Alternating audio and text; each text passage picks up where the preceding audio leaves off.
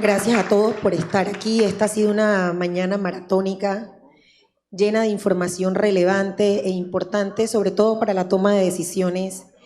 Espero que esta conversación sea una conversación realmente propositiva, pero también realista para sacudirnos y ser agentes de cambio.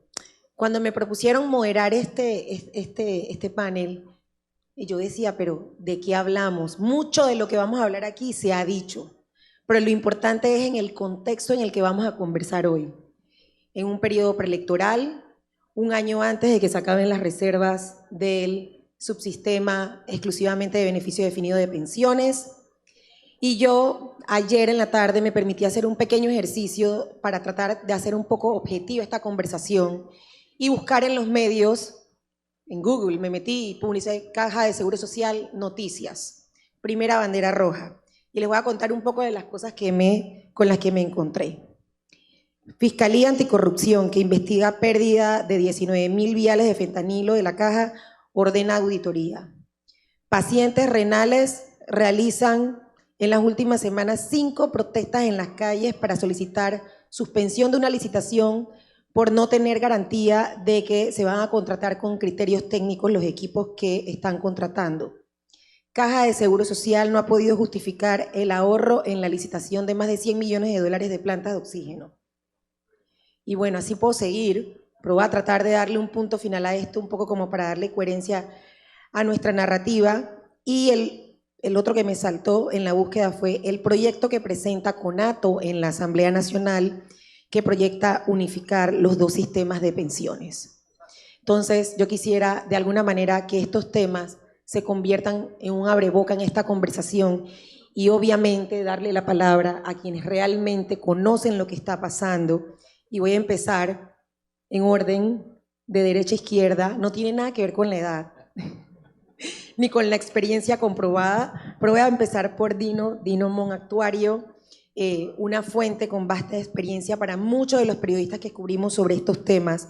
Y yo quisiera, Dino, que empezaras diciéndonos a todos nosotros, realmente, ¿qué implica ese proyecto de ley que ha llegado a la Asamblea, del que se han hecho importantes observaciones y cuáles son sus consecuencias para el sistema público de pensiones? Bueno, buenos días a todos. Mira, yo creo que hay que decir 2 cosas de este proyecto. Una, que ni ellos mismos realmente entienden cómo lo han presentado, porque cuando ves las exposiciones del diputado Ramos, él mismo dice que es un tema complejo, que requiere, por supuesto, del análisis de todos, pero el todos no está en la fórmula, ¿no? Tú ves que de alguna manera es solo un pequeño grupo de nuestra sociedad con intereses muy específicos, los que han presentado pues un proyecto que a todas luces es aberrante desde el punto de vista de la situación económica que sufre la institución el día de hoy. El proyecto tiene muchas facetas, reformar la caja en su totalidad, por supuesto. No nada más trata de pensiones, también trata todo el tema de salud, los temas administrativos. En general, como es la visión de cualquier grupo trabajador, en donde siempre están buscando efectivamente el obtener más con menos, es el Estado el garante de ese estado de cosas. Es el Estado el que tiene que procurar todos los recursos, ¿sí?, con una caja aparentemente infinita, para pues, poder en general satisfacer cada una de las partes que están en déficit o que podrían estar en déficit a futuro en la institución. Particularmente en el tema de invalidez, vejez y muerte, lo que proponen es pues, la unificación, como tú dijiste, de los 2 subsistemas que existen hoy día como solución, primero a la no privatización, por supuesto, que es el lema que siempre buscan dentro de todo esto, pero sin ningún tipo de cuantificación sobre el tema, y que con esa de alguna forma unificación, según ellos, se pueden seguir pagando los mismos beneficios que se pagan hoy y realmente con cambios cosméticos continuar con el sistema y el estado de cosas actual. Por supuesto, no estamos aquí hoy sin entender qué es el sistema que tenemos vigente hoy día de beneficio definido, el que nos ha llevado a la debacle que hoy vive la institución en materia económica. Cuando uno analiza los demás programas, salud, riesgos profesionales, realmente eso tiene solución. El tema de la caja del Seguro Social en invalidez, vejez y muerte es el que marca la pauta y lo que sí es cierto es que no puede continuar de la misma manera. Si uno considera actuarialmente la suma de los dos sistemas, pasan dos cosas, que de alguna manera quizás es lo que hace que el adormecimiento de la propia población pueda dar concurso a continuar bajo la misma línea de pensamiento, que es no hacer nada. Lo primero es que cuando juntas los dos sistemas, los 6.000 millones de dólares que existe en el sistema de cuentas individuales, tienen una parte, digamos, solidaria, que suma aproximadamente 4.000 millones de dólares en el momento de la fusión. Por supuesto, lo primero que se hace con esos 4.000 millones de dólares es invocar que es un sistema de beneficio definido también, que debe de ser sumado al sistema actual, porque también es un sistema solidario, y pues le daría respiro indudablemente a la Caja del Seguro Social por una cantidad de tiempo adicional. Pero cuando uno analiza esto, si continúa uno sobre la misma dinámica, se da cuenta uno que por ahí por el 2026, lo único que estaría es corriendo la quiebra inminente de la Caja del Seguro Social de finales del 2023, principios del 2024, al 2026 finales, en donde ya ahora sí no existe ni el sistema de beneficio definido ni el sistema de cuentas individuales y se acaba todo. El tema es que siempre los políticos y siempre todos estos grupos están pensando que alguien tiene una bolita mágica, ellos no suman y restan. La incapacidad quizás educativa en términos de todo ese análisis financiero que una persona debería poder manejar, finanzas básicas, también le impide quizás a la población entender la magnitud de lo que está pasando, y la falta de educación financiera pues hace que la gente piense que también hay una bolita de cristal que de alguna manera invocándola pues puede generar efectivamente dinero donde no hay. Y esto ya ha quedado claro en diferentes foros y en diferentes tipos de comunicaciones a la población que no puede pasar.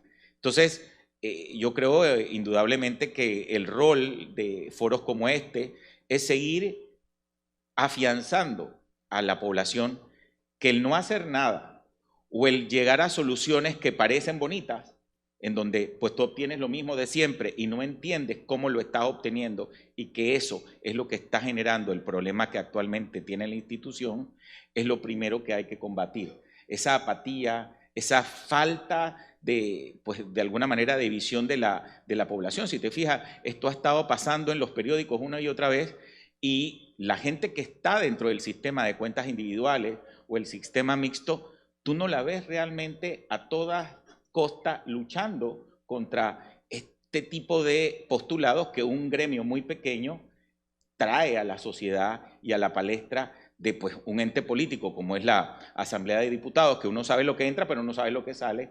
Efectivamente pues debería estar debatiéndose con mucha más profundidad a nivel de todos los sectores de la sociedad. Entonces yo tendría que comentarte eso. Yo creo que indudablemente si ellos mismos piensan, de acuerdo a sus exposiciones, que este proyecto de ley no va a tener necesariamente un final en este periodo presidencial, sino que están sentando las bases para lo siguiente, pues sentemos efectivamente la sociedad organizada las bases para un debate nutrido y un debate que simplemente sea mucho más propositivo para el futuro de todos los panameños, que es la continuación de la Caja del Seguro Social. Yo no estoy en desacuerdo quizás a primera entrada con meternos a discutir si se fusionan o no se fusionan los sistemas, porque actualmente dos sistemas fusionados, después que tengan los parámetros correctos para una fusión, puede que efectivamente funcione.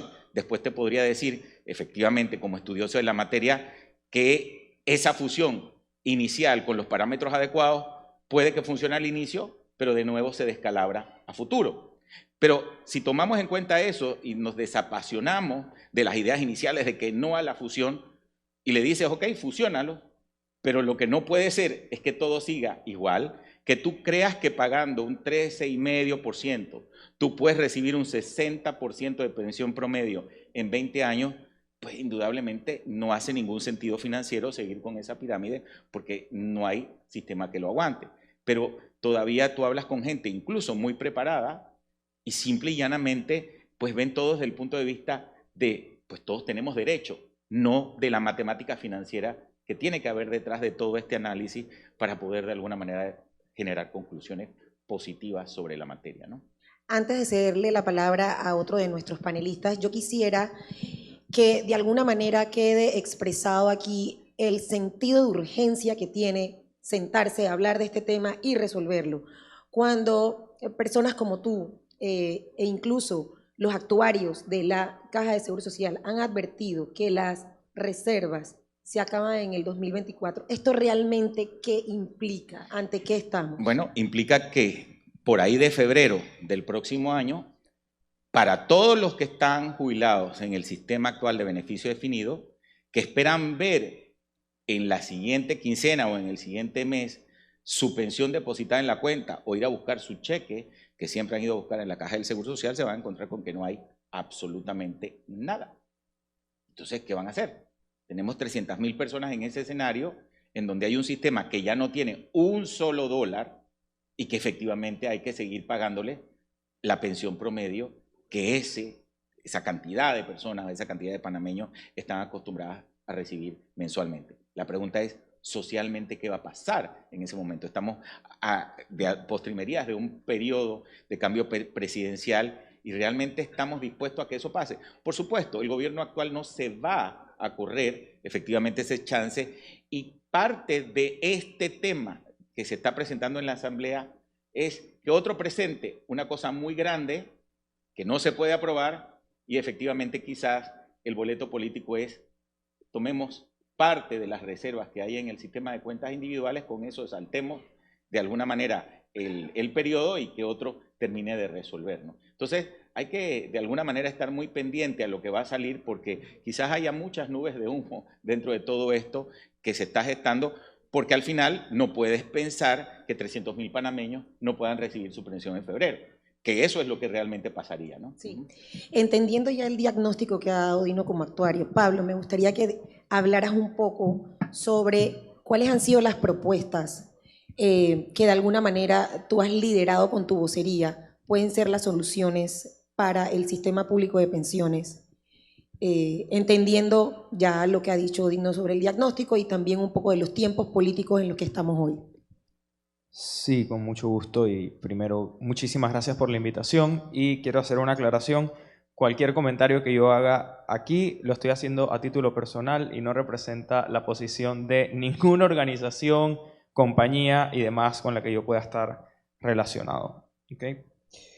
Un tema y que ha tocado Dino hasta cierto punto es el tema de el sistema solidario o el mal llamado sistema solidario, que es el de exclusivamente de beneficio definido. Para que algo sea realmente solidario, uno tiene que partir de la premisa de que tiene que haber una voluntad para poder aportar los fondos para que sea solidario de verdad, porque de lo contrario el sistema se vuelve a base de coerción y la coerción y la solidaridad no van de la mano en lo absoluto.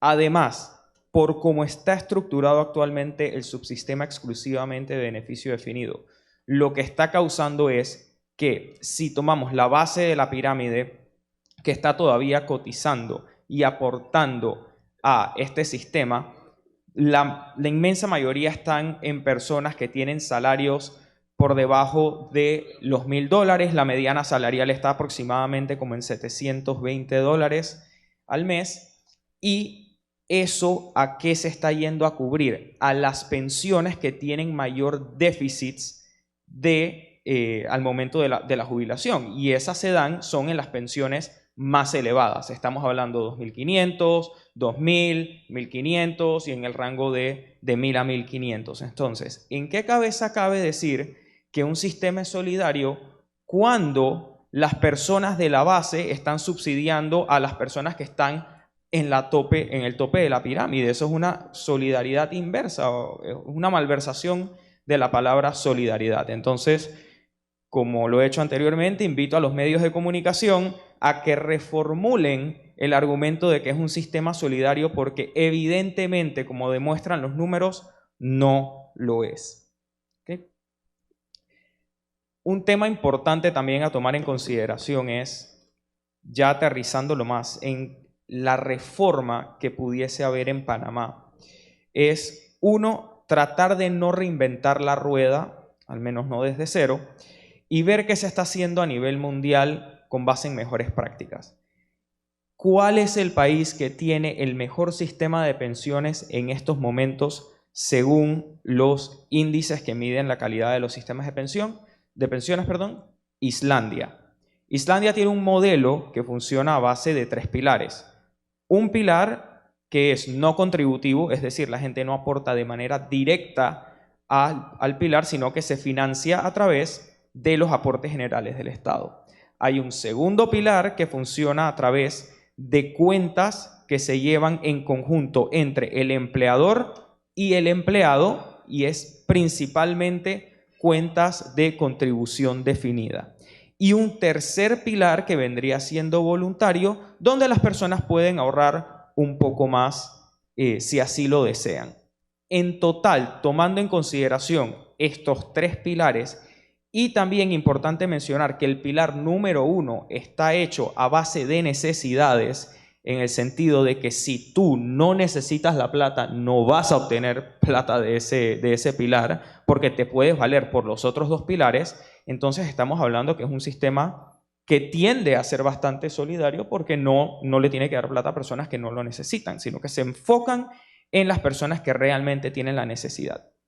¿Y qué sistema conocemos que está muy parecido, que es, mejor dicho, muy parecido al sistema de Islandia? El sistema que ha propuesto el CONEP.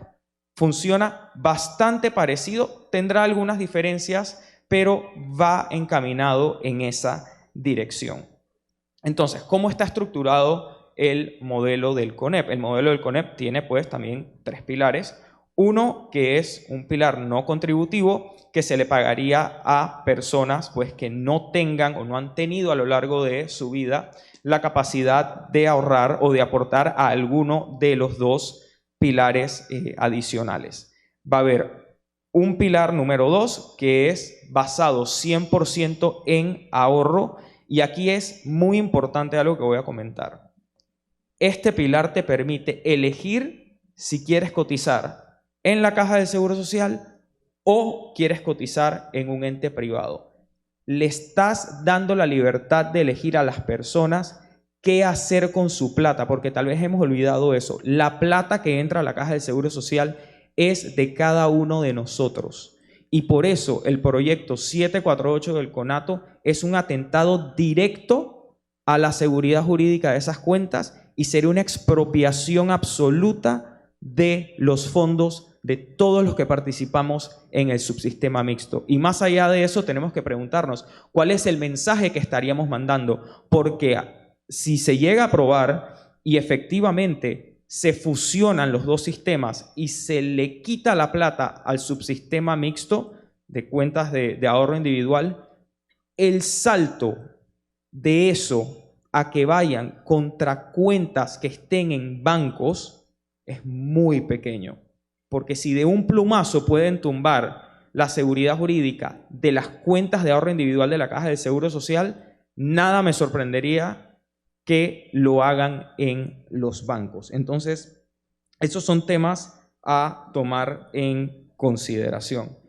Sé que hay un temita que hemos conversado y es la encuesta que hice. No sé si quieres que la toque ahorita o si la dejamos. Yo creo que lo podemos dejar para un segundo bloque de participación. Quisiera un poco escuchar a Hugo con una visión, ya que hemos hablado mucho de los números, de los sistemas de pilares, una visión un poco humana de lo que hay detrás de todo esto y lo importante que es preservar el concepto de seguridad social y qué tú entiendes por eso. Bienvenido. Gracias y gracias a la PE por este panel y por invitarnos. Creo que es clave entender ese punto primordialmente porque es la base de esta discusión. ¿Para qué existen las seguridades sociales y para qué existen instituciones que las preservan? Mi padre nació en 1927, en paz descanse, pues estaba cumpliendo casi 100 años en unos años. Él nació en un momento donde en Panamá no había una caja de seguro social. La caja se crea en el 41. Y personas como él y mi abuelo y muchos otros que estaban antes tuvieron una parte importante casi en la mitad del siglo pasado sin una caja de seguro social. Y el país se desarrolló, el país creció. Entonces, entender de dónde venimos para saber cómo reformar lo que hay hoy es clave. Y entender que la seguridad social viene desde nuestra concepción como Homo sapiens, como especie, vivimos en comunidad. Y como comunidad dependemos de los demás. Si tenemos un desafío de salud, tenemos médicos especialistas que nos atiendan. Si queremos aprender de un tema, tenemos profesores especialistas en la materia. No podemos vivir solos. Y la seguridad social atiende exactamente eso. Es cómo preservar el momento más vulnerable de la humanidad, que es la vejez. Y para poder preservarlo, se le pide a los seres humanos que se esfuercen lo más posible y maximicen su tiempo en la tierra mientras son productivos. Entonces, si la promesa de la seguridad social es que tú hagas eso, esperando que en tu vejez puedas tener un beneficio, es fundamental que las instituciones que cumplen esa misión sean robustas, sean muy sólidas. Y hoy nos enfrentamos a una situación donde esa institución en Panamá tiene retos muy amplios. Yo quisiera, en ese sentido, también compartir que uno de los principales desafíos de lo que tenemos hoy es el entendimiento de cómo funciona ese concepto y la institución que lo maneja. Yo en una conferencia hace un tiempo le preguntaba a quienes atendieron, quiénes sabían, quiénes tenían seguridad de si estaba en el sistema de beneficio definido o en el sistema mixto. Y hubo mucha duda. Hubo algunos que no tenían claro en qué sistema estaban. Y eso cambia completamente la ecuación. Porque si estás en el primer sistema de beneficio definido, tu mayor expectativa de recibir una jubilación son $2.500. Y eso, o sea, está claro. O sea, la ley lo establece como un tope. Si estás en el segundo sistema, no tienes un tope. Depende de tu contribución a lo largo de tu vida profesional. Y eso cambia completamente el estigma porque, volviendo al tema de la humanidad, si queremos estimar las consecuencias de los actos del presente en el futuro, tenemos que poder sentarnos a pensar. Hay un concepto de moda en Europa y Estados Unidos que se llama FIRE, las siglas en inglés son Financial Independence Retirement Early. Significa que las personas estiman qué tienen que hacer en su vida para ser financieramente independientes y poder retirarse lo más temprano posible para no tener que trabajar. La pregunta es acá si estamos contemplando ese tipo de preguntas. Si sabemos cuánto yo necesito tener a partir de los 62 años o 57 para poder tener una vejez digna el resto de mi vida. Y en Panamá tenemos un desafío impresionante porque más del 95% de las personas que devengan su pensión aportaron menos en su vida laboral de lo que están recibiendo en ese momento. Lo que decía un poco Dino, o sea, es un parámetro completamente, digamos, a la inversa. Entonces, hoy tenemos que preguntarnos con cuánto, con $4.000 al mes, $5.000, $1.000, $2.000. Entonces, ¿cuánto tienes que ahorrar en tu vida para llegar ahí? Hoy es difícil que en el sistema mixto sepamos cuánto tenemos en la cuenta, porque no es como tú entras a Banco General o a un banco, a tu banca en línea y sabes cuándo tienes, cuánto vas ahorrando. Si tienes una cuenta de Navidad, sabes que en Navidad vas a tener un fondito para tus regalos de Navidad. Bueno, la jubilación, para la pensión, hoy, los que estamos en el sistema mixto, que los que estamos acá creo que somos Pablo y yo. Yo me uno. No sabemos esa información. Entonces, creo que atendiendo la humanidad que tiene este sistema, y creo que esa es la esencia de lo que discutimos, vale la pena hablar sobre reformar la caja, porque vale la pena hablar de la dignidad que tienen las personas que son más vulnerables en la sociedad, que son nuestros adultos mayores. Muchísimas gracias. Yo voy a hacerle una pregunta a Aida, más bien por la equidad que requiere este panel, pero me voy a saltar un poco de lo que es ver a largo plazo, con la dignidad que todos queremos envejecer, al presente. Yo creo que a ti nadie te envidia ese puesto que tienes. O sea, no temo equivocarme, todavía presidenta de la Junta Directiva de la Caja de Seguro Social. En algún momento, y apunté esto porque me parece bizarro, dijiste, la Caja de Seguro Social no cuenta con la planificación que se espera en una institución de tales dimensiones. Sabemos que administra dos cosas, sistema de pensiones y sistema de salud para los trabajadores que pagan sus cotizaciones. 350 procesos, señores, que son burocráticos y aislados. Esto realmente, Aida, ¿cómo dificulta la trazabilidad de todo lo que ocurre en esa gran institución de la que todos somos dueños porque todos pagamos cotizaciones? Bueno, gracias. Yo pensé que me iba a salvar del tema de las edades, pero bueno, ni modo. Realmente todo lo que se ha tratado durante la mañana, y puedo retrotraer lo que mencionó René Quevedo, lo que mencionó Carlos Barzallo y lo que mencionó Francisco Bustamante.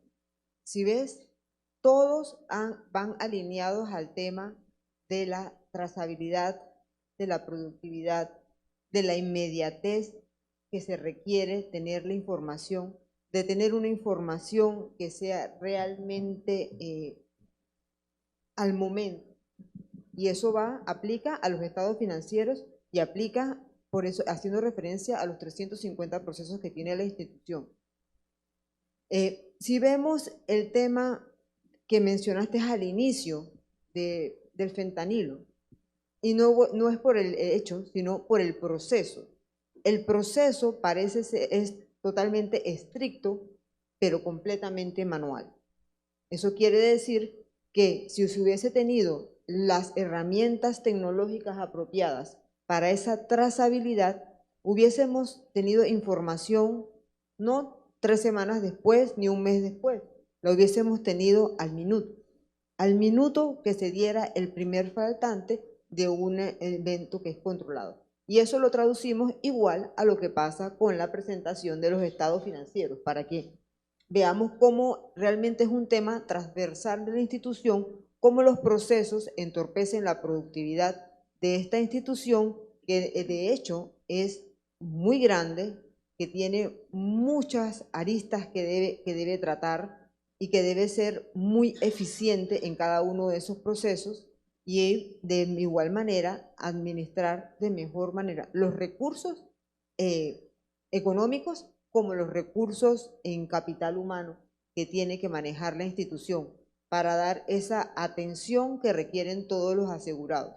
Y mira que no estoy mencionando el tema de pensiones, porque ese es ampliamente contemplado en los 3 especialistas que tenemos sentados en la mesa, pero es un tema que también va a la aplicabilidad de esos procesos, de poder tener al día cuántas son mis contribuciones. Si nosotros pudiésemos tener eso al día, pudiésemos trabajar mejor en esa planificación que habla Hugo, de ver qué es lo que nosotros queremos tener al final de nuestra vida laboral. No voy a decir productiva, porque yo estoy segura que la vida productiva no termina ni a los 57 ni a los 72. Y esos son los temas que nosotros tenemos que abordar de manera muy efectiva, porque nosotros no podemos esperar, y yo siempre voy a repetir la frase esa de no vamos a esperar, no vamos a tener un cambio diferente o vamos a tener un resultado diferente si seguimos sin hacer nada, simplemente conociendo que hay un problema que quizás lo podemos maquillar, y yo creo que ese ha sido el peor error que hemos cometido.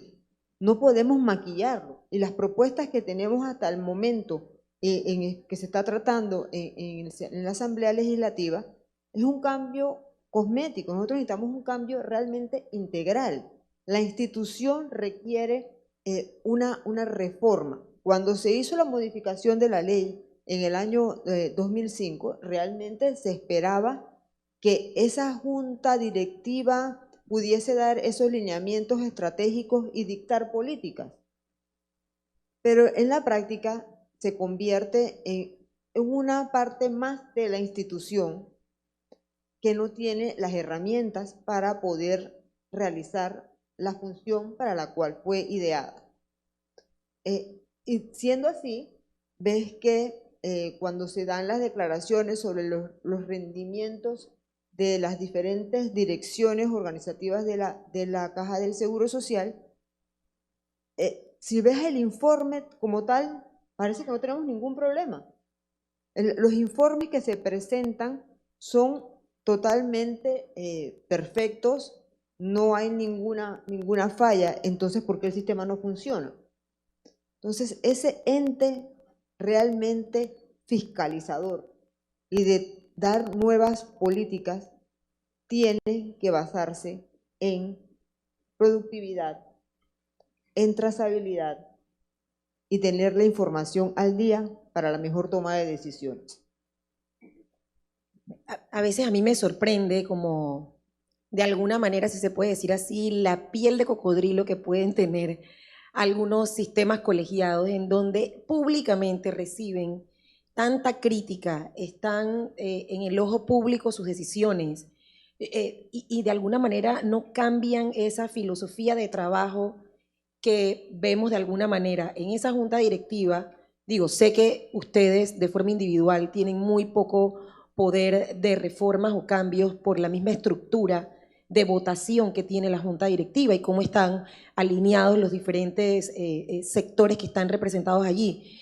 Pero realmente me preocupa que no haya como un temor de que sobre esa junta directiva recae una enorme responsabilidad de ser contrapeso para una administración ineficiente, de ser una voz disidente cuando las cosas no funcionan y que en cambio lo que vemos es de alguna manera una posición no complaciente, pero sí muy pasiva con respecto a lo que pasa en la institución.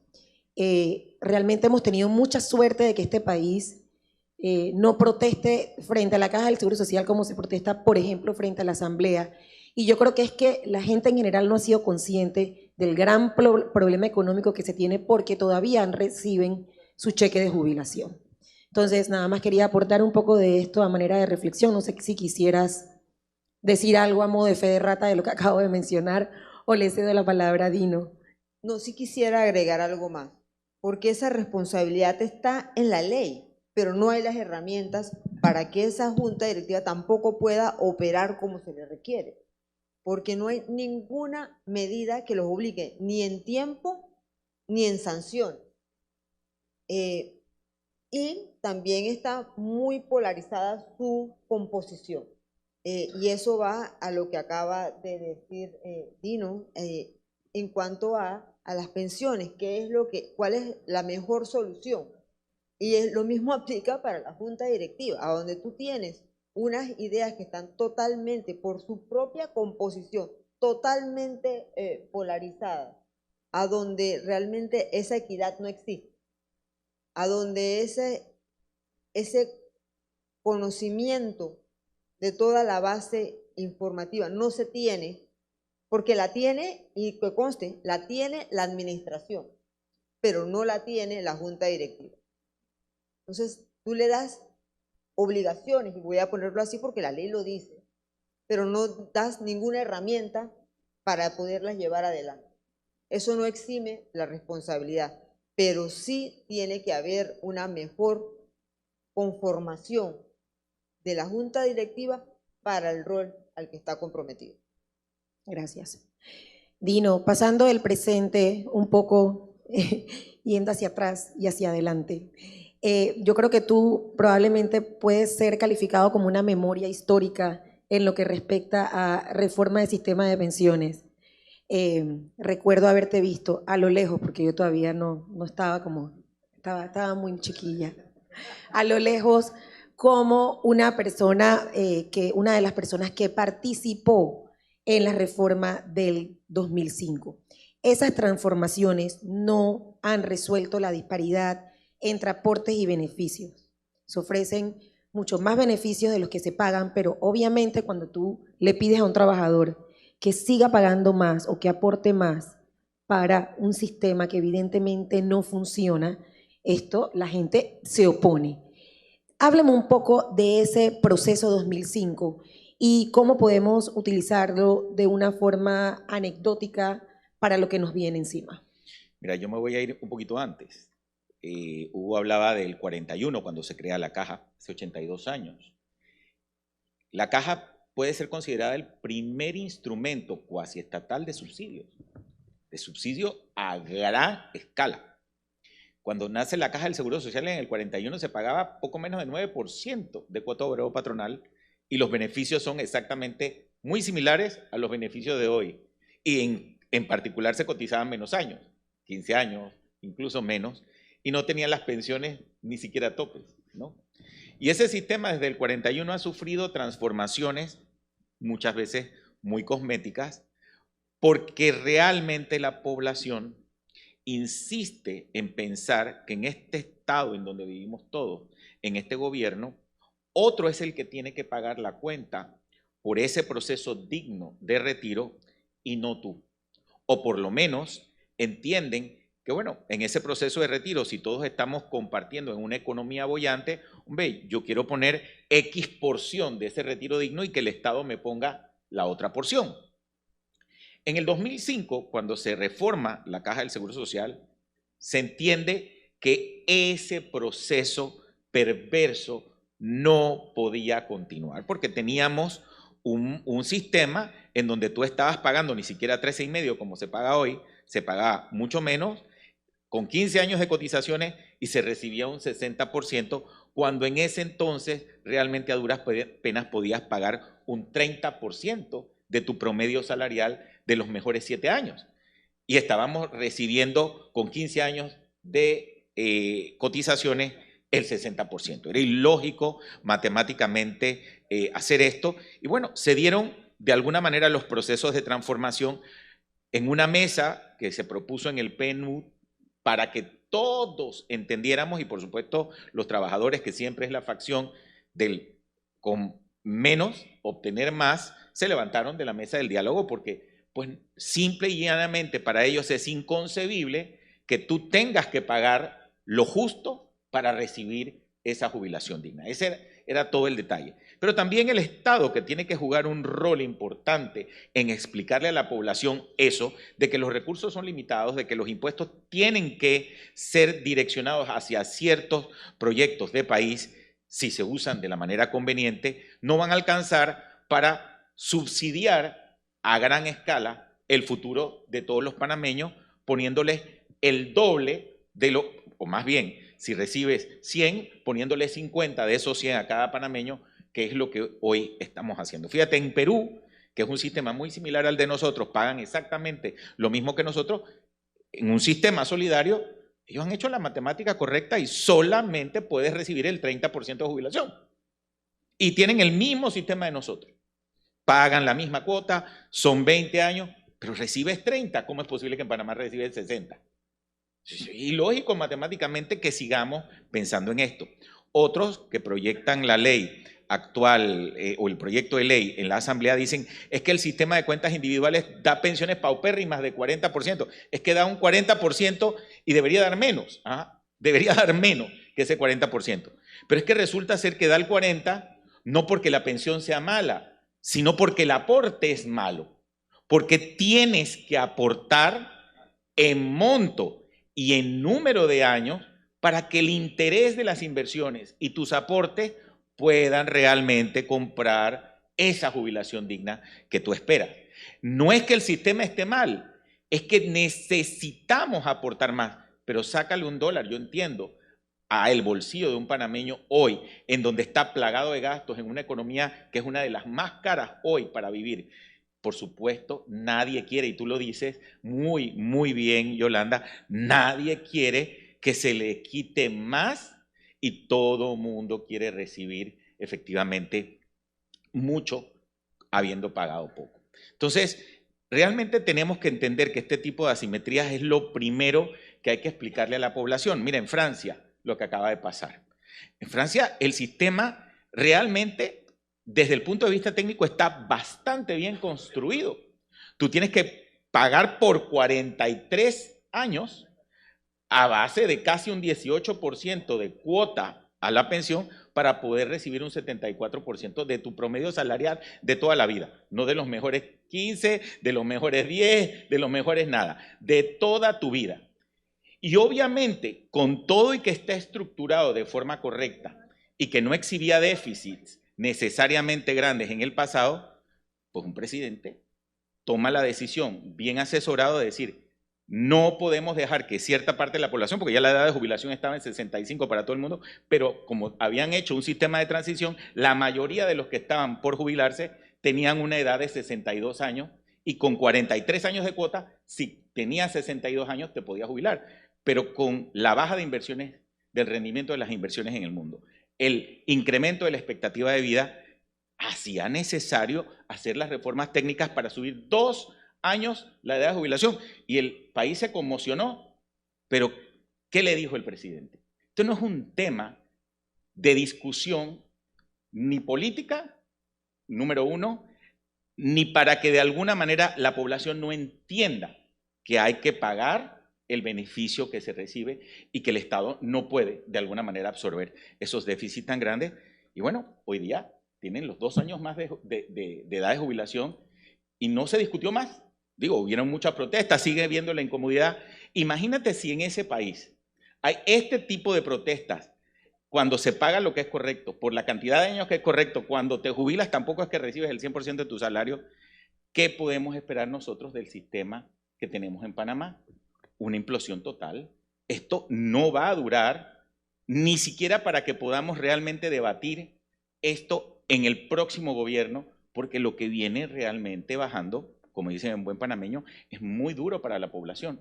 Pero lo primero que tenemos que entender es que de verdad no es un tema de que yo me merezco recibir esta jubilación digna, es yo necesito recibir esa jubilación digna, como decía Pablo, y cuánto tengo que aportar para poder recibirla. Hay que hacer el cálculo. Y no es si es solidario o no. Lo puedes hacer en un sistema solidario. Francia lo tiene en un sistema solidario. Pero tienes que pagar lo que hay que pagar y tienes que ajustar de tiempo en tiempo las variables para de alguna manera que esto efectivamente se eche a andar. Pero fíjate, ¿qué le está pasando a Francia? Tienes la estructura actuarial correcta, financiera correcta y todavía tienes que ir ajustando en el tiempo. Eso es lo que pasa con los sistemas solidarios, que son válidos para un momento en el tiempo, pero a medida que pasa el tiempo se van desajustando. ¿Por qué la opción del CONEP o la opción que presentan algunos de cuenta individual es la opción que realmente es sostenible en el tiempo? Porque cada quien recibe o tiene una idea de lo que puede comprar y entonces lo que hace el Estado es complementa esa cuenta. Hay aportes extraordinarios que pone el Estado para complementar y mejorar, pero todo es controlado. Yo llego hasta aquí y puedo poner esto, entonces tú pones lo que hace falta, porque es que el país se tiene que desarrollar en muchas vertientes, no nada más en el gasto que puede producir el recibir una pensión para de alguna manera retornar esta en los diferentes sectores cuando se gasta ese dinero mensualmente. Entonces, yo creo que es claro, ¿no? El debate es muy profundo, pero pasa por un entorno financiero matemático que a la gente le cuesta trabajo querer sentarse a hablar de esto. Prefieren, y es muy, muy conveniente hablar políticamente de te doy y te doy, pero no del cómo te puedo dar esto. Es más fácil ese discurso, ¿no? Y también un poco abonando a tu idea es romper ese paradigma de que me están quitando. No te están quitando nada, te están ayudando a ahorrar. Es como, no sé, cuando estábamos todos niños que teníamos una cuota mensual que todos los días llevábamos al banco y al final de año teníamos una linda cuentita que nos hacía posible comprar un juguete. Y es que es exactamente lo mismo. Las cuentas individuales efectivamente no van a dar, si se siguen con estos niveles de aporte, pensiones que necesariamente nos sirvan para vivir. Eso es una realidad. Entonces tenemos que reformar el entorno de la seguridad social para lograr eso, no nada más en la parte del beneficio definido, sino en el sistema mixto. Y Aida Michelle hablaba, oye, pero es que no puede ser que la estructura orgánica de una organización esté regida no por las mejores personas, sino por personas que sin conocimiento van a dictar sobre el futuro de todo el país. Entonces es una cosa tan aberrante como que comencemos a pensar quiénes y cómo estructurar el futuro de una organización que representa de verdad a todos los panameños. Yo si no sé de un tema voy con un especialista, con el mejor especialista, no con alguien que dice que puede ver algo, pero cuando ve en la práctica uno todas las acciones, pues lo único que ve es que ha ido fallando a lo largo del tiempo. Entonces sí, la caja merece una reorganización, pero cuando ves el proyecto también de reforma, más que cosmético, como dice Aida Michelle, es lo mismo, seguir teniendo una estructura orgánica de gobierno incapaz. El que represente a todos los trabajadores y a los asegurados no significa que los trabajadores y a los asegurados tienen que sentarse en mayoría. Significa que ellos tienen que entender cuál es el mejor organismo para dirigir una organización que va de alguna manera a retornar en sus bolsillos con una pensión digna, o con una salud digna para todos, ¿no? Gracias. Pablo, quiero hacerte una pregunta tipo abogada del diablo.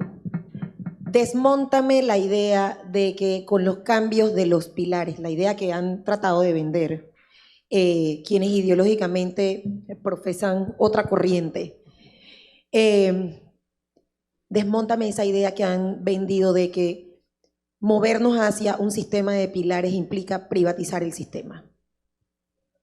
Ok, ¿Eso es cierto o es falso? Eso es una excelente pregunta a lo que yo respondo y basado en el modelo que ha propuesto el CONEP.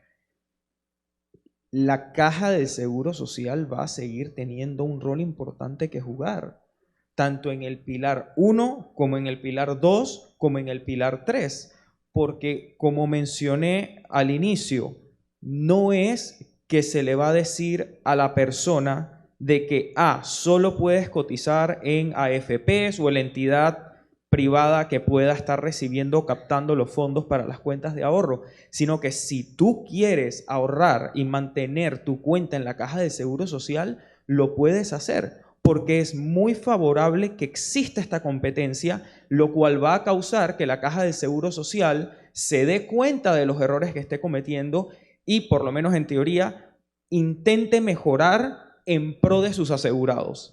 No es una privatización lo que se está proponiendo, es simplemente devolverle a todas las personas la capacidad de decidir en dónde pueden meter su dinero.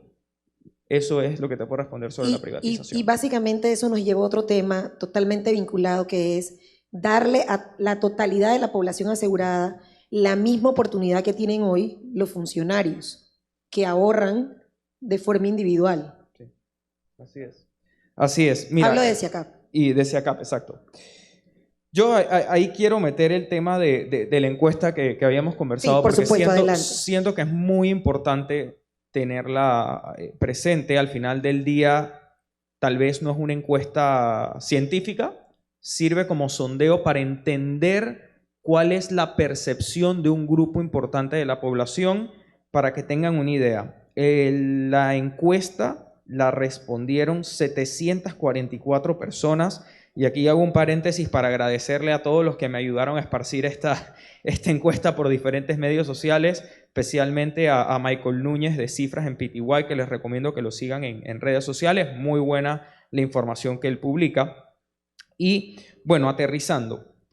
De esas 744 personas que respondieron la encuesta, yo lo dividí básicamente en dos, que son personas que tienen 40 años o menos, que representan el 26% de los encuestados. ¿Ok?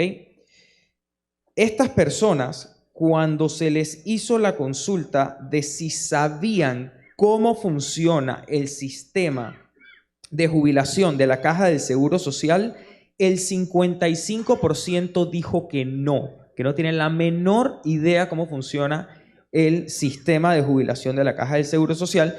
Y esto es un gravísimo problema, que hay maneras de atacarlo, entre ellos el tema de educación financiera, que creo que gracias a lo que ha estado haciendo la Superintendencia de Bancos en conjunto con otras superintendencias, de impulsar estas iniciativas enfocadas particularmente en ahorro, emprendimiento y demás, pudiésemos combatir de alguna manera u otra este desconocimiento del sistema de pensiones de la Caja del Seguro Social. Cuando lo tomamos como un universo, sí vemos que del total, 451 personas dijeron que sí sabían cómo funcionaba y 293 personas dijeron que no sabían cómo funcionaba.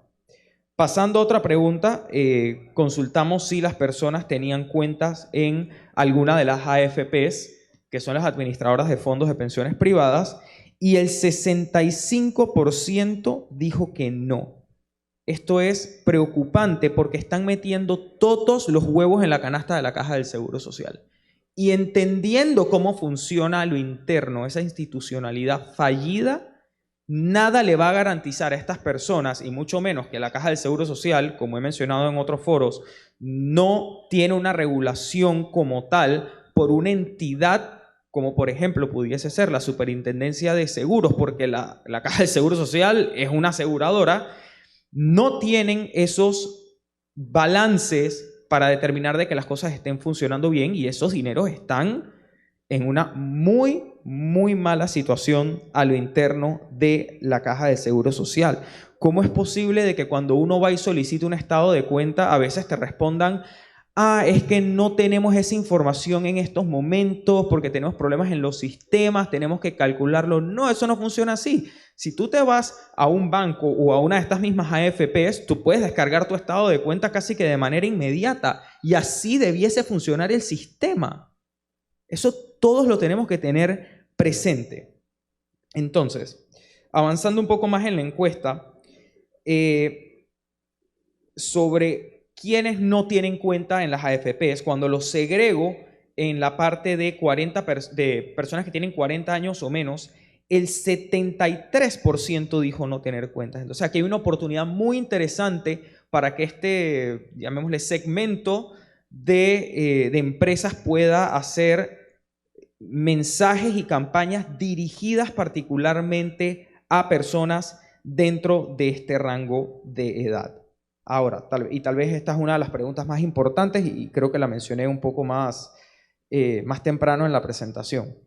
Cuando se le hizo la consulta a las personas: señores, ¿ustedes desean tener su cuenta en la caja, en un ente privado, o dividirla entre la caja y un ente privado? El 86% de las personas eligieron tener la libertad para elegir. ¿Eso qué quiere decir? Que hay unos que se irían full al sistema privado y hay unos que dividirían entre el sistema privado y la Caja del Seguro Social. ¿Qué es lo que se busca? Que haya esa libertad, que no esté impuesto el monopolio en donde se manejan los fondos de las personas, porque como todos sabemos, los monopolios no rinden los beneficios que debiesen rendir. Entonces, cuando los segregamos nuevamente ahora a personas que tienen 40 o menos, el 94% quiere tener esa libertad para elegir. Y esto es importante porque de lo contrario estaríamos condenando a los más jóvenes a estar en un sistema que evidentemente está quebrado, que no está hecho para la realidad actual, no solo de este país, sino del mundo entero. ¿Y qué va a pasar?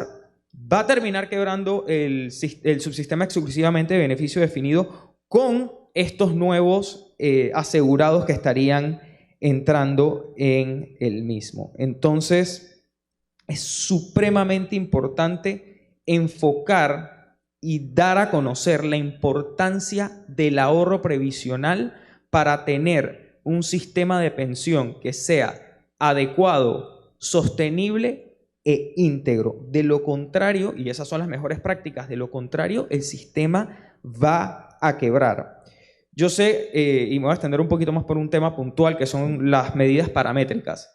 Aquí hemos visto estudios tanto de la Junta Técnica Actuarial con diferentes escenarios, también, por ejemplo, del profesor Félix Cuevas, que hizo uno donde habla de las cuotas y cómo las cuotas actuales no alcanzan para pagar para nada lo que se tiene bajo el sistema actual. Entonces, tenemos los insumos, tenemos ya la realidad de cómo está funcionando, y esto es una realidad matemática. Sí, que tiene mucho que ver con solidaridad, que tiene mucho que ver con el ahorro, y que probablemente aún más tenga que ver con el tipo de sociedad que queremos llevar a cabo en Panamá. Nosotros queremos llevar a cabo una sociedad panameña que esté basada en la responsabilidad individual y en la capacidad que tiene cada uno de nosotros de levantarse por sus propios medios, o queremos una en donde hay una solidaridad, pero una solidaridad con plata ajena y vivir a costa de nuestro vecino.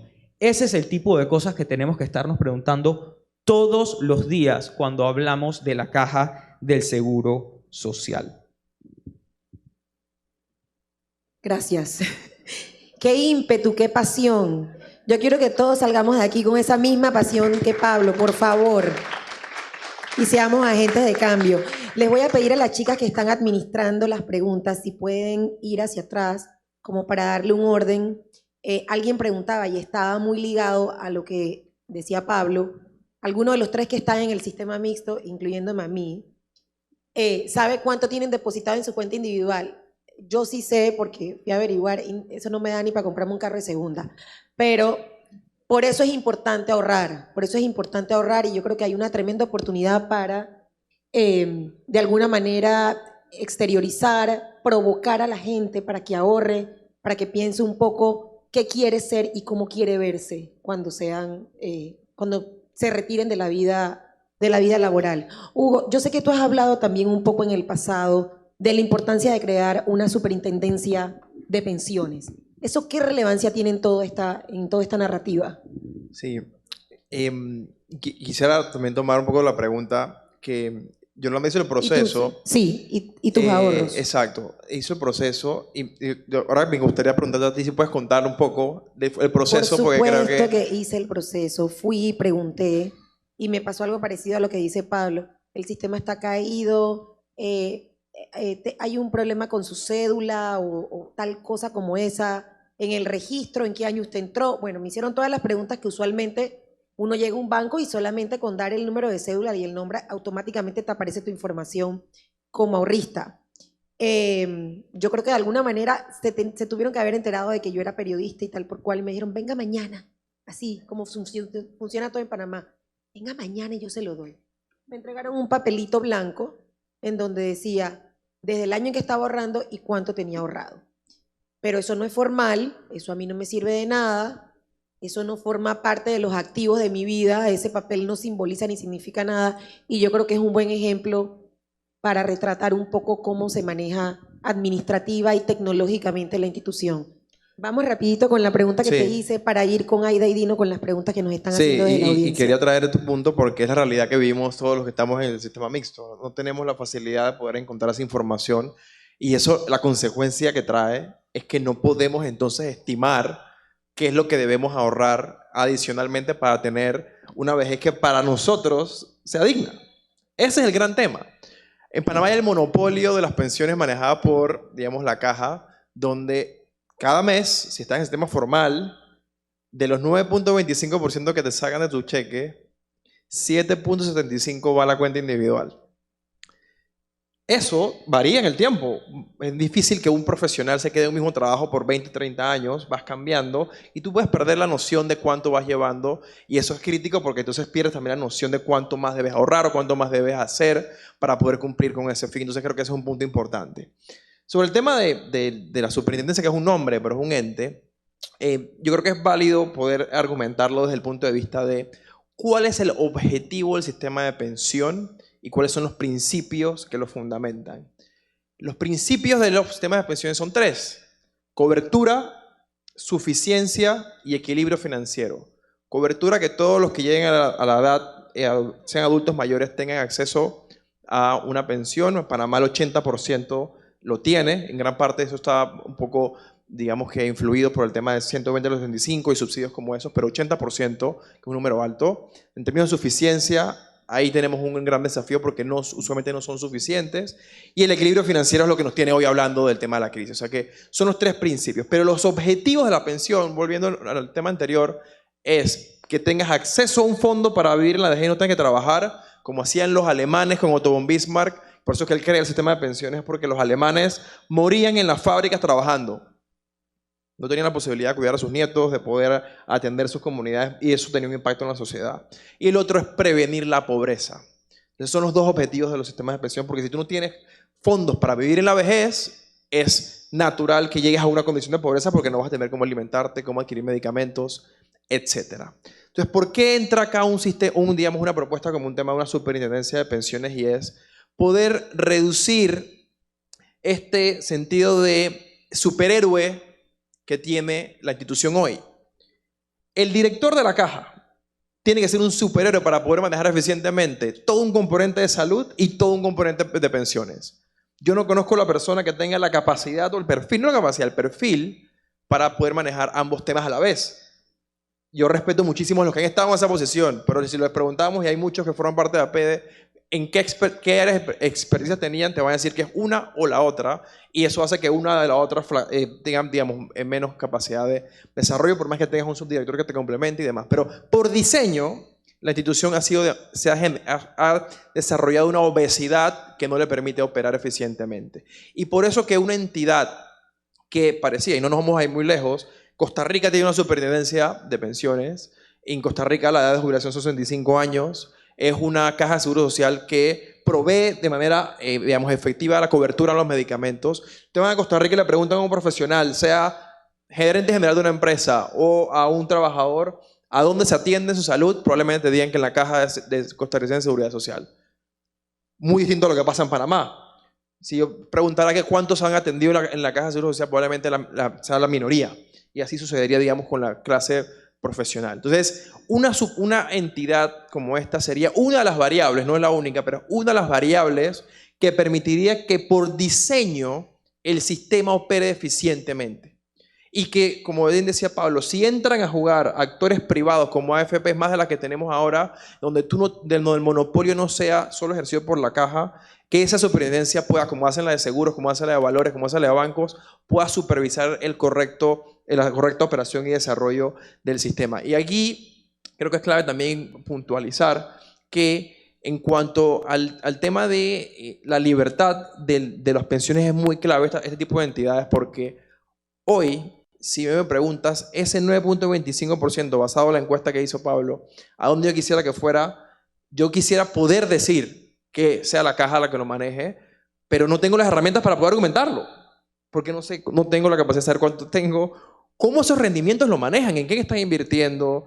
El otro día estuve viendo unas publicidades que la caja ahora está promocionando préstamos hipotecarios, y eso me pareció muy curioso, porque entonces los rendimientos de esos préstamos hacia dónde van para mi fondo de pensión. No sé, entonces ese desconocimiento hace que las personas tengan incertidumbre, y la incertidumbre por lo general no genera libertad, sino que genera ansiedad. Y creo que en foros como este tenemos que promover que haya más libertad, porque la libertad que podamos proveer en este momento nos va a llevar de una libertad financiera en el futuro, que sobre todo nos dé, como les digo, el principio ulterior de todo lo que son las pensiones, y es la capacidad de ser felices junto a los que más cercanos tenemos, que en este caso puede ser la familia, además, en los momentos donde somos más vulnerables. Por eso, como una de las variables para poder hacer el sistema más eficiente es tener un ente independiente que no solo supervisa la caja, sino que supervisa a todos los demás actores que puedan dar libertad y competencia para que las pensiones sean eficientes. Aquí tenemos varias preguntas. Creo que alguien anteriormente preguntaba si Dino sabía cuánto tiene el ahorro individual del sistema mixto. Yo voy a contestar dos cosas que creo que son importantes. Si bien es cierto que ustedes tres, haciendo pininos, pueden encontrar qué es lo que tienen en la cuenta, lo que es cierto es que gente como Aida y como yo no tenemos nada. No tenemos cuenta. Pero no tenemos cuenta y no tenemos nada, porque Aida y yo aportamos para que otro se jubile, y resulta ser que hoy no hay un solo dólar, o por lo menos en febrero del próximo año, no hay un solo dólar para que nadie más se jubile. Entonces lo que Aida y yo aportamos no existe. Y cuando nosotros no querramos jubilar, no tenemos nada. Entonces, el contraste con el sistema de cuenta individual y beneficio definido, que es ese sistema mixto del que todos hablan, es que hay una parte de tus aportes que se van a esa cuenta y que tú puedes de alguna manera saber con exactitud, con pininos, con todo lo que tú quieras, que realmente no te dan y que tienes que ir 3 veces hasta que te dan el número, por lo menos ese dinero está ahí. Como decía Pablo, si se fusionan los sistemas, ese dinero que hoy es tuyo y es de tu propiedad, te lo están expropiando basado en este sistema de fusión que se propone. Entonces, hoy es importante, los panameños que estamos en el sistema de beneficio definido y que aportamos, igual que tú, Pablo y Hugo, no tenemos un solo centavo. Nosotros aportamos para que otros se jubilen y no tenemos nada para nosotros. Eso es importante. Y sí, claro que conozco cuánto tenemos en el sistema de cuenta individual. Ahorita mismo el sistema individual tiene en la parte de las cuentas, esas que van a ser expropiadas, si una ley como esta se llega a aprobar, hay un poco menos de 2.000 millones de dólares.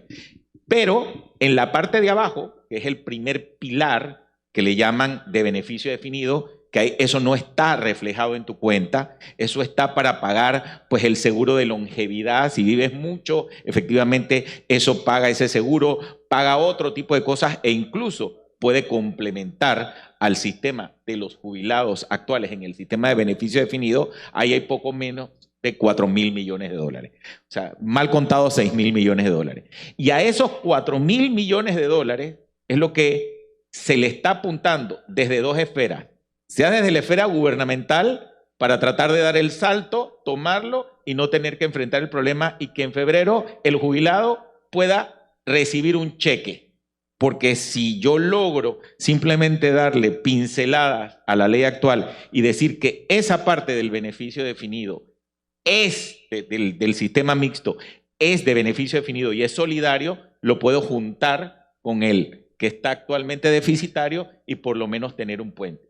Y a eso también le están apuntando los trabajadores con su proyecto, que gran parte de esos fondos ya están en solidaridad y porque de alguna manera no se juntan. Total, lo que se pierde son los 2.000 millones de dólares. Pero lo que no entienden es que al final esos 2.000 millones de dólares no deberían estar efectivamente, no deberían solo estar en la cuenta individual, sino en general todo lo que está en ese primer pilar del sistema mixto, ¿no? O sea, te deberían todo lo que tú aportas acumularlo a tu cuenta individual, pero realmente del 13,5% solo en tu cuenta individual tú tienes el 10%. El 3,5%, que es bastante, porque es de los primeros 500 dólares. Entonces imagínate, si el salario promedio, como decían por ahí, anda por 800 dólares, 700 y pico, los primeros 500 dólares de aporte no son tuyos. Solamente te aportan en tu cuenta individual el exceso a 500 y hasta 750, o sea, sobre 250 dólares. Entonces, hay una gran masa que te están quitando en ese sistema de cuenta individual que hoy pertenece a un sistema que todo mundo le quiere meter la mano para de alguna manera poder pasar este trago amargo. Y no es poder pasarlo por un montón de tiempo, 1 año, 2 añitos más y se acabó todo. ¿Ok? Y recordemos a cuántas personas estamos afectando. Un poco menos de 700.000 personas Exacto. afectadas. Son 700.000 personas las que están más o menos hoy, mal contados, en el sistema mixto y 300, perdón, sí, en el sistema mixto, ¿ok? Esas Sí. son las que están afectando ahorita. Alguien preguntaba si podías responder por qué razón los cotizantes del sistema mixto no tienen su información en tiempo real. Bueno, es que voy a contestar la pregunta que no me hicieron Ok. conjuntamente con esa.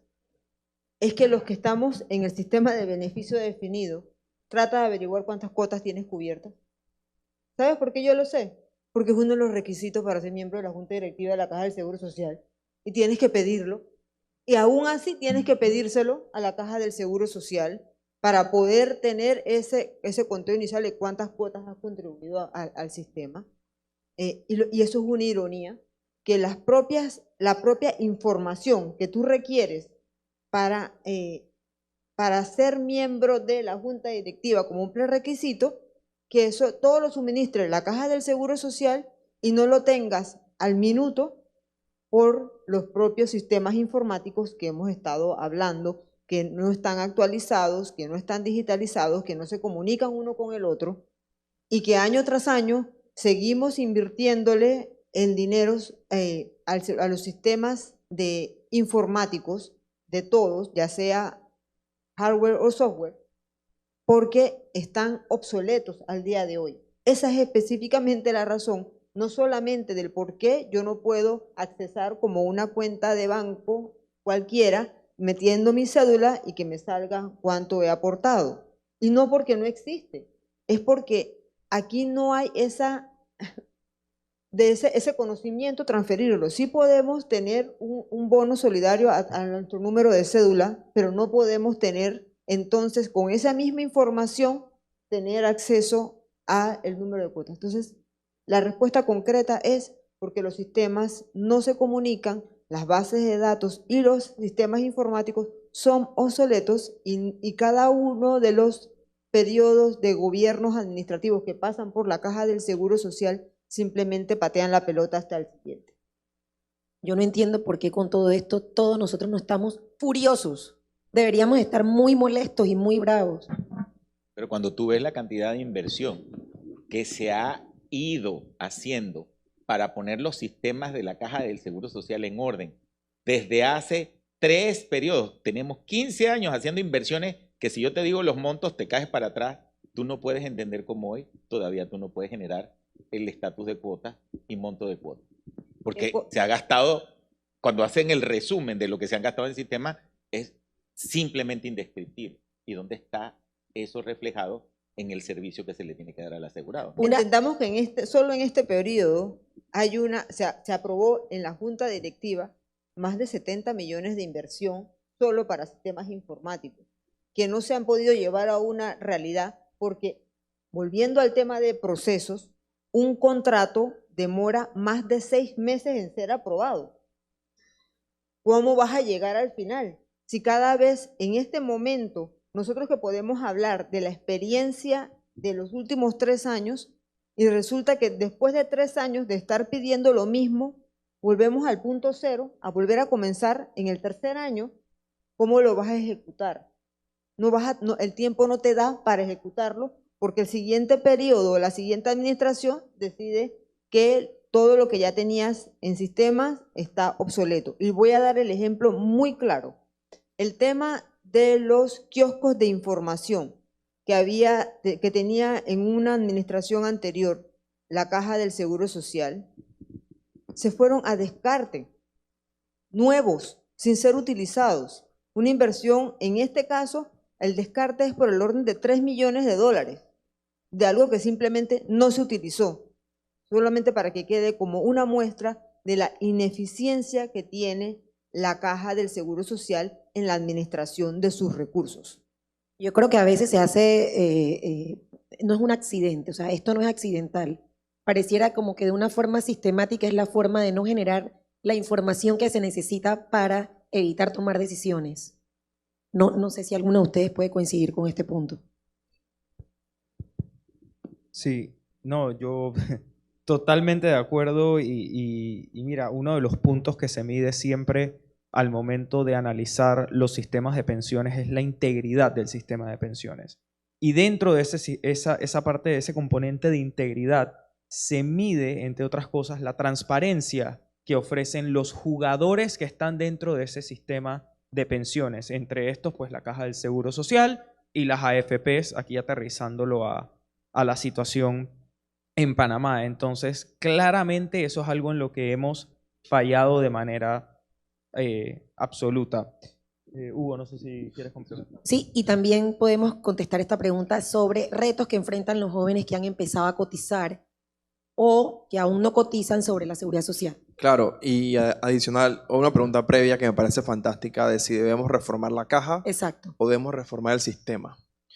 Y ayer Axel hablaba, y me parece que Camilo también lo mencionó, del poder de las ideas y cómo las ideas juegan un rol en la sociedad.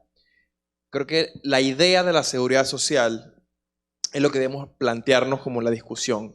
La caja es una herramienta, es un vehículo que puede garantizar o no esa seguridad social.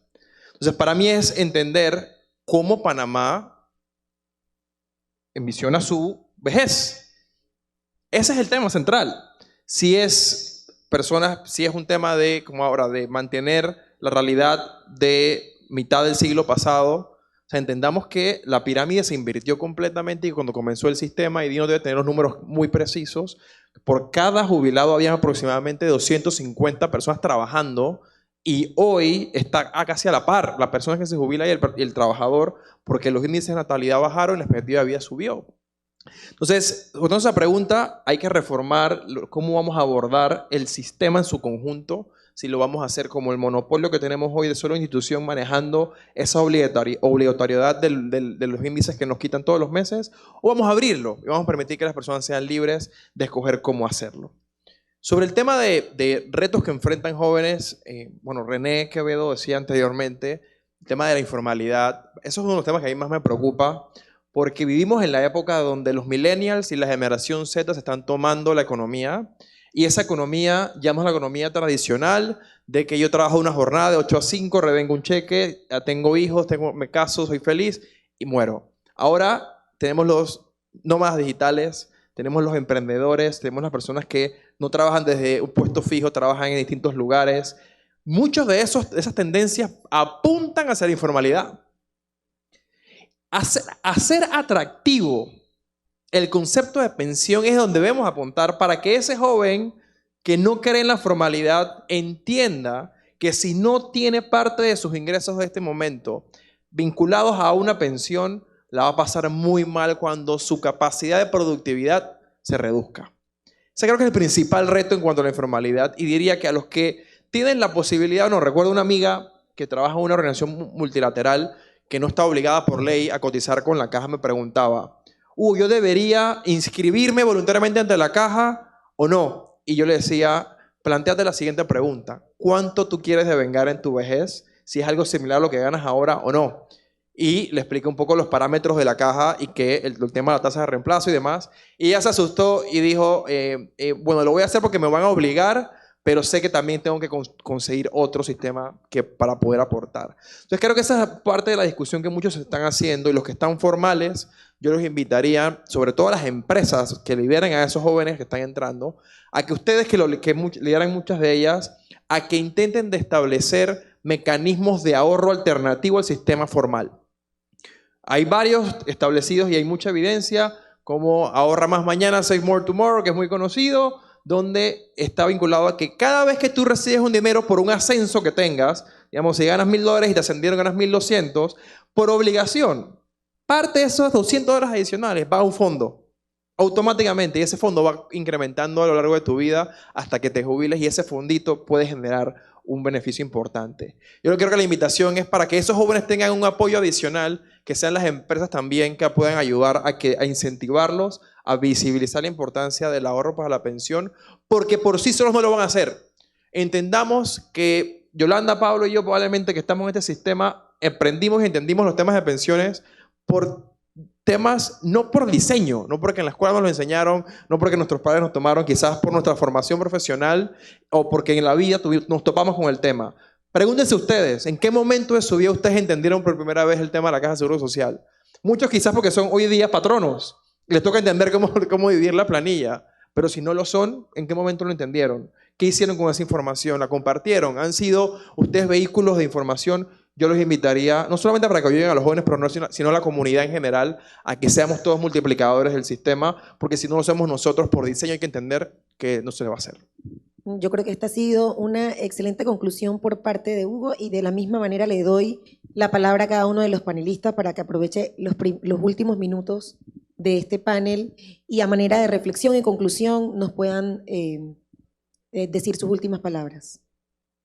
Sí, yo quería empezar por un punto y que no quería que se escapara, porque después van a decir, vieron, en el evento de APD no tocaron el tema de la morosidad patronal y no tocaron ciertos temas, y es importante atacarlo para desmentir el argumento de que a través de ese mecanismo se soluciona el problema, porque lo están tratando de mezclar también con, por ejemplo, el aumento en el ITBMS al 10%, lo están tratando de mezclar con el tema de los aportes de la minera. Sumando todo eso y asumiendo de que un incremento de 7 a 10% del ITBMS no va a causar una baja en el consumo, no estamos recaudando lo suficiente ni siquiera para cubrir la mitad de muchos de los años donde el gobierno va a tener que aportar montos adicionales a los que ya coloca. Eso es importantísimo que no se nos olvide. Entonces, esto no está dando resultados. Evidentemente, los aportes del canal al Estado no van a cubrir, porque la inmensa mayoría o todos se están yendo en subsidios. Entonces, hay que buscar otras alternativas. Y esas alternativas, sin duda alguna, son aplicar las mejores prácticas a nivel internacional, basarnos en sistemas que sean adecuados, sostenibles e íntegros. Esa integridad, como bien mencionó Hugo, va por el tema de la regulación, va por el tema de la transparencia, va por el tema de que haya un level playing field para todos los jugadores que se estén involucrando en el sistema de pensiones del país. Y más allá de eso, sí quería aterrizarlo en otros puntos que son, como mencioné, ¿qué tipo de sociedad queremos para Panamá? Un país donde exista y se expanda la responsabilidad individual y que se dignifique el valerse por sí solos. donde exista la solidaridad real, como es el caso del primer pilar del modelo del CONEP, donde a las personas que realmente no tienen plata se les hace la entrega para que puedan tener una vejez cómoda. Y todo esto sumado a la educación financiera. Hay que apalancarnos sí o sí en los instrumentos de educación financiera que algunas entidades acá en Panamá ya están llevando a cabo. Y, muy importante, si quieren entender o conocer un poquito más de lo que estamos hablando aquí, lunes y martes de esta semana salieron publicados en mi diario 2 artículos al respecto. Uno que habla sobre el proyecto de ley 748 y uno que habla sobre la propuesta del CONEP. Y los invito a que lo lean y lo compartan, porque al final del día el conocimiento es poder y la única manera de llegar a soluciones concretas es que todas las personas tengan acceso a esa información y puedan tomar decisiones por sí mismas. Gracias, Aida, te cedo el turno. Sí, voy a ser muy concreta porque dije que no iba a hablar del tema de pensiones, pero sí no puedo dejar por fuera el tema de por qué los procesos también afectan el suministro de medicamentos, las atenciones médicas, las citas, y todo eso está relacionado a que estos procesos realmente puedan tener una trazabilidad y una eficiencia, evitando la burocracia en el proceso manual que invita a errores humanos y hasta la corrupción, porque estás manipulando todos los procesos. Cosa que si tú lo dejas a un sistema de trazabilidad claro, vas a poder mejorar esos sistemas, las atenciones y hasta la fiscalización del capital humano que trabaja en la institución. Yo creo que ese mensaje es importante que sea atendido, porque pareciera no tener relación el hecho que estamos hablando de esa trazabilidad, pero esa trazabilidad es importante en la actualización de los sistemas, todos los sistemas de manejo de la información y poder tener los procesos al día y medicamentos y atenciones médicas en el momento que se requieren. Están totalmente relacionados. Y cierro con que la institución no requiere solamente una modificación de la ley, requiere una reforma estructural de toda la institución para poder ir solventando cada uno de esos problemas que se afrontan en cada uno de los pilares, ya sea en riesgo, ya sea en pensiones o ya sea en atenciones médicas.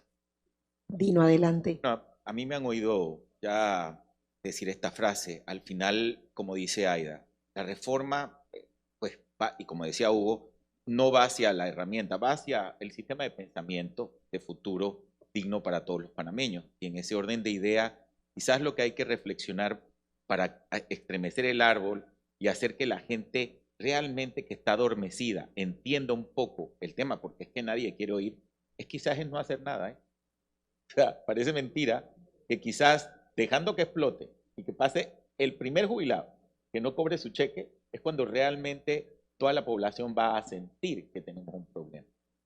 Cuando tratamos de echar los problemas para adelante, usando estas medidas contables de tomar dinero aquí, pasando para allá, lo único que es que acostumbramos a la población a seguir creyendo que todavía existe una varita mágica para resolver los problemas. Si no nos juntamos como sociedad, todos juntos en entender que esto no es un problema del gobierno, que esto es un problema que creamos todos los panameños, porque todos queremos tener más poniendo menos, pero bueno, eso lo pudimos hacer en algún tiempo, ya se acabó y va a haber una generación que tiene que pagar el precio de estas reformas. Quizás para esa generación que todavía está adormecida y que no entiende el propósito fundamental de su participación en este problema, es que realmente se enfrente a la cruda realidad, ¿no? Es una reflexión profunda, complicada, que los políticos no quieren que pasen porque se les desequilibra otro tema que son sus decisiones y sus intereses, pero cuidado, y hacia allá tenemos que de alguna manera también buscar reflexionar todos los que estamos realmente dentro de este proceso, porque es la única manera de que los jóvenes, que decían Hugo, se involucren en el tema y que la propia gente que está siendo afectada sea parte de la solución. Parafraseo un poco lo que ustedes han dicho con una hermosa frase. Preservemos el futuro de los profesionales y el presente de los pensionados. Añado que este panel nos ha dado una visión para exigir cuentas, transparencia y opciones de ahorros para todos. Muchas gracias por estar con nosotros.